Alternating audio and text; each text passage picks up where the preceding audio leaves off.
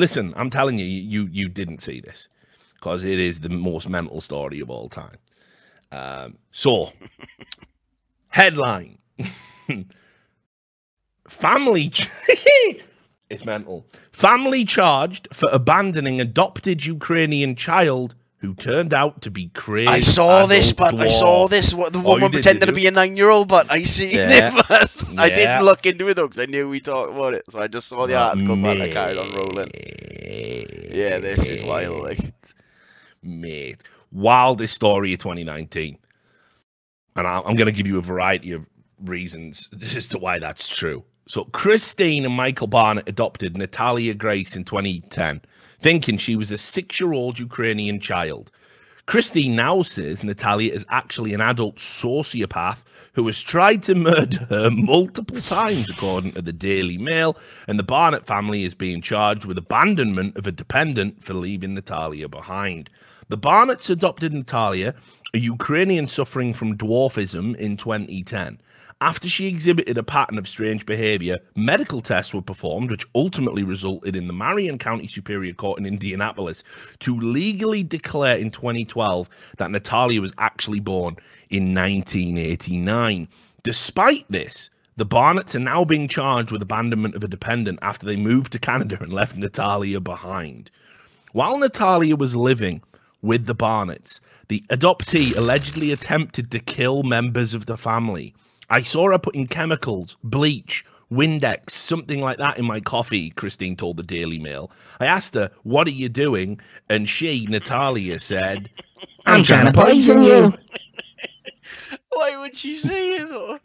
I don't know why. What are you doing, killing you? Like, what's it got to do with you? Like, don't think you've got the ag of this murder business, by the way, love. Like, you know what I mean? Like... So, you've had the fucking Chucky doll in real life, but now don't get me wrong. Maybe this is a mental double fake, but I'm going to show you why I don't think this version's the fake, because this story was like built up in the press. Yeah, I see it in a few places. We'll get it. We'll get it, and it was heralded as a good thing, right? Anyway. Christine says that Natalia used to be found standing over people in the middle of the night. At this point, mate, again, like, first time I wake up and you're stood over me. You're gonna have to leave. With or without a knife, you're gone, like, you're gone. Unless immediately, unless as soon as I wake up, he's like, I'm really sorry, I need to ask you, you know what I mean? Unless there's something occurring, but that you need to wake me up. If I wake up, what are you doing? Nothing. Well, you're leaving in. What are you doing is you pack your bags and you're leaving, but because I can't live with this creepiness in my home. Yeah, exactly. Like, you know, imagine it, like imagine if I did it to you when you were staying over here in my own gaff. You would get on a plane the next day, wouldn't you? Going home.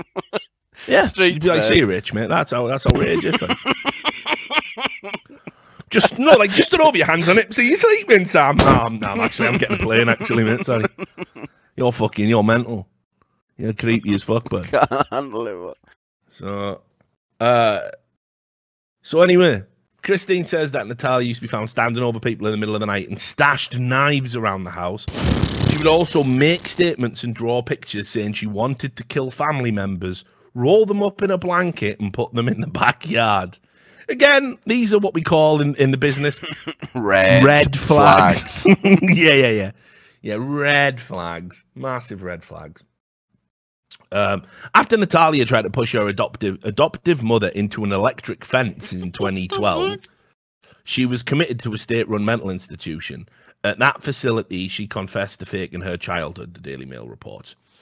Staff at LaRue Carter Hospital in Indianapolis said that Natalia showed no remorse for her homicidal tendencies and that she described her behavior as fun. Oh, as if this family still being charged with anything, man. It's outrageous for leaving a murderer behind. Why haven't you let this murderer live with you?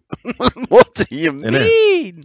No, here's the thing. But if it was their real kid, they would have just been like, yeah, you know, families are complicated in that, aren't they? Yeah.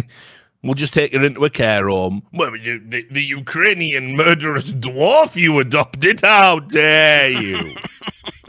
How dare you? Like, it's like the world's fucking, again, just turn the car on, buy the SUVs, fuck it. The planet's going to be fine. It'll regenerate like a liver.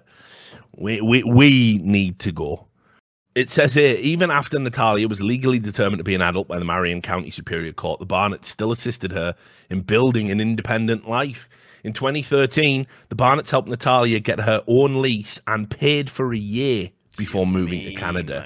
Despite that, the Barnetts were charged with abandonment of a dependent based on a series of bone and skeletal tests carried out in 2010 that determined Natalia is a child.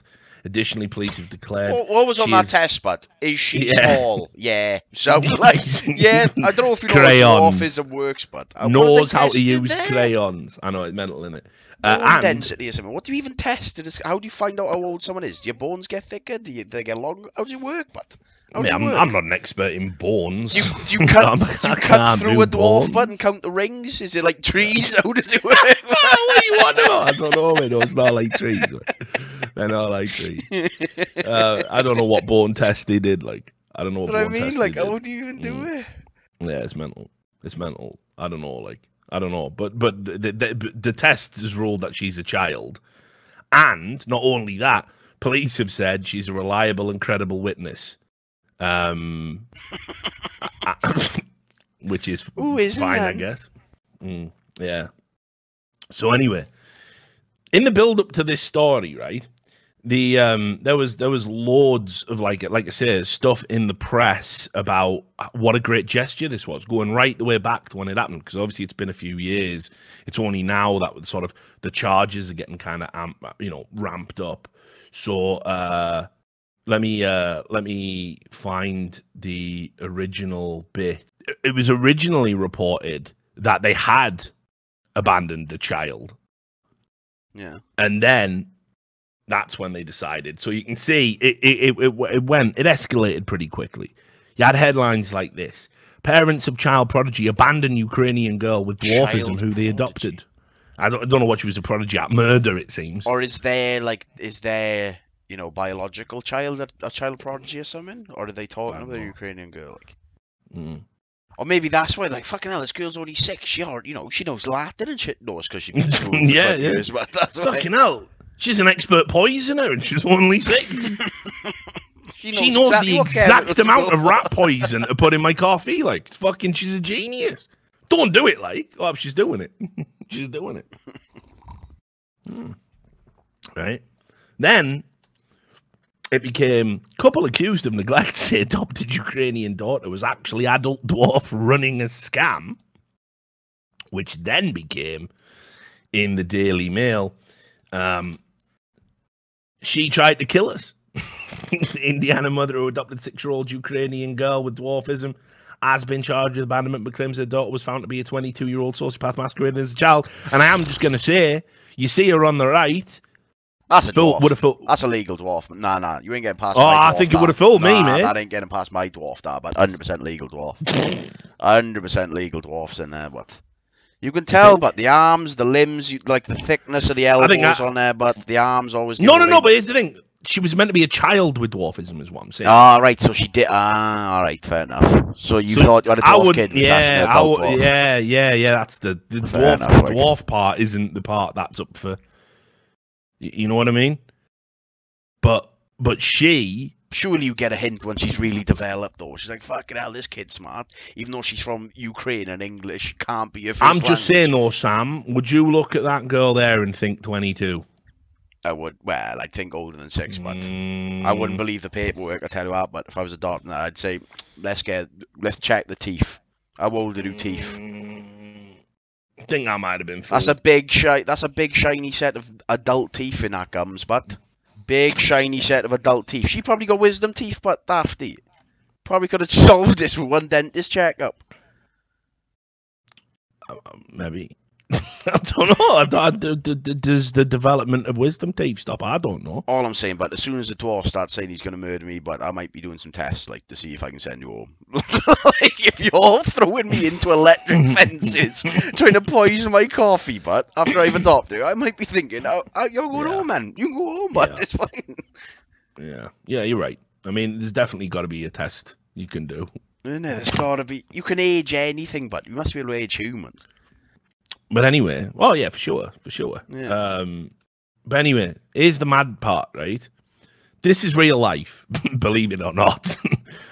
But in 2009, there was a film about exactly this. And it was shit. And nobody believed it. I remember critics at the time writing about this fucking story, going, well, the story's just so far-fetched. And it's happened now. Like, so not that far-fetched. But anyway, called Orphan. Right? And you can see there, I've given you the Wikipedia page. You can see the poster. There's something wrong with Esther. I think I might even have watched this like on Netflix like one night when I was just like... Yeah, I remember seeing this. I don't think I watched it, but I remember it. Well, no, because it was like, you know, you see it's produced by Joel Silver, Leonardo DiCaprio. You're like, go on. It's produced by. That just literally means they give some cunt some money. That's all it means.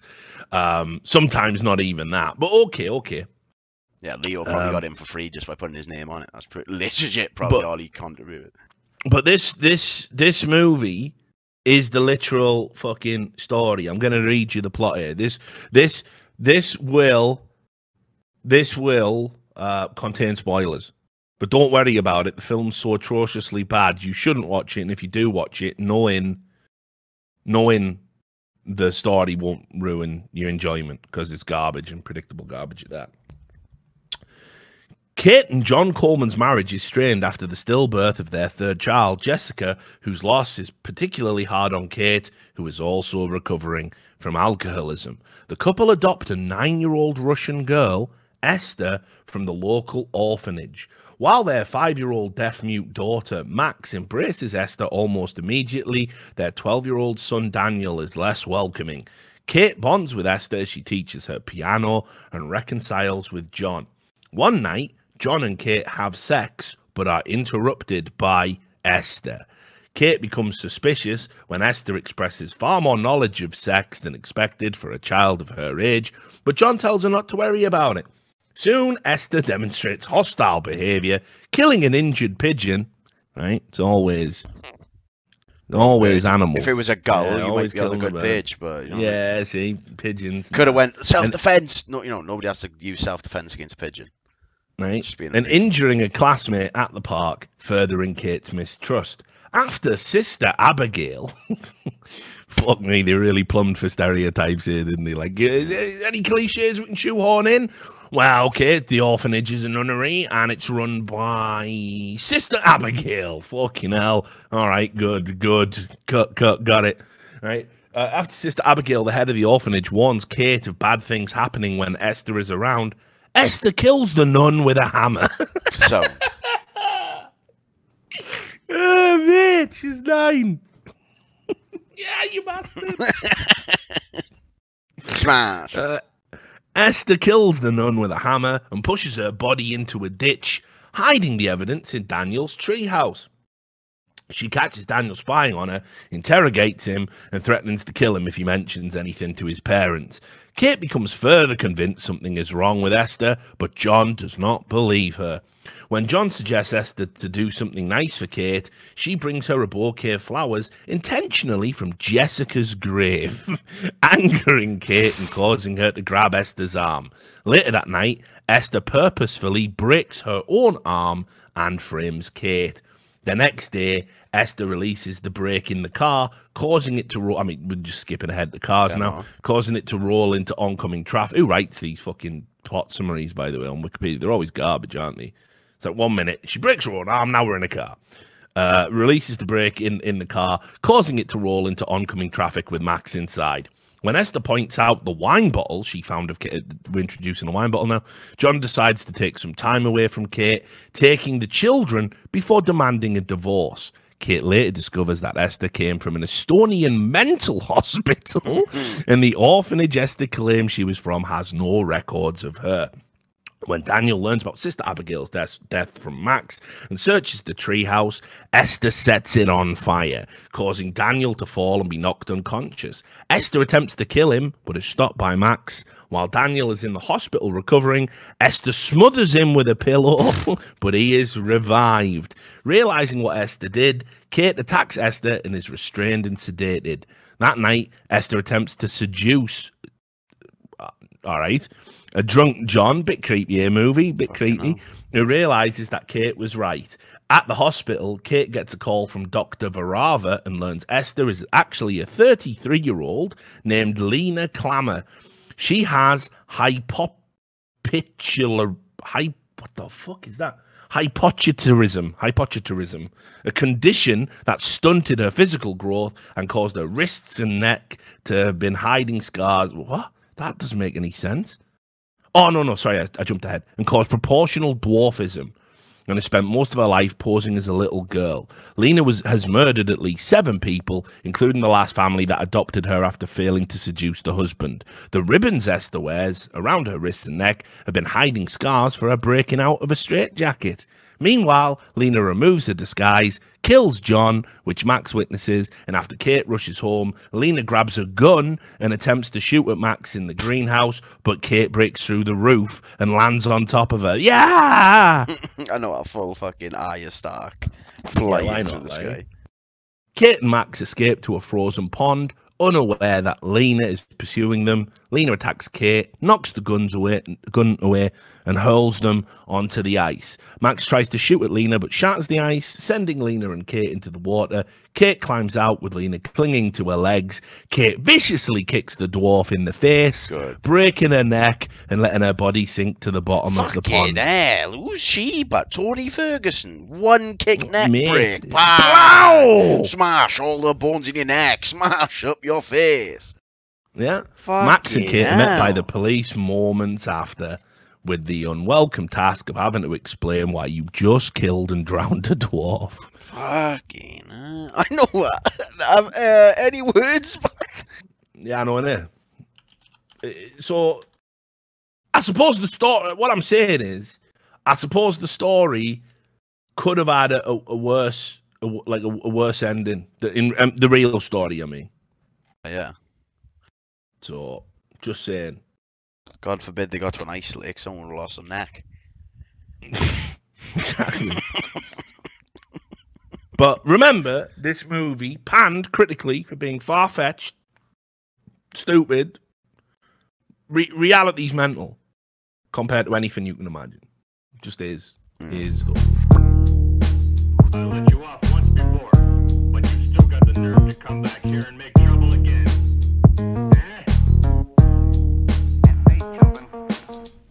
What does it all mean?